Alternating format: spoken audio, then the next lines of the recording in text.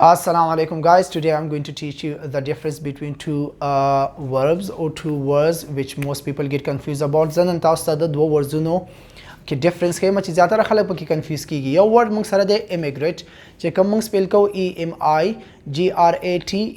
immigrate د یو ځای نه هجرت کول. For example, Afghans immigrated from افغانستان. افغانانو د افغانستان نه هجرت وکړه.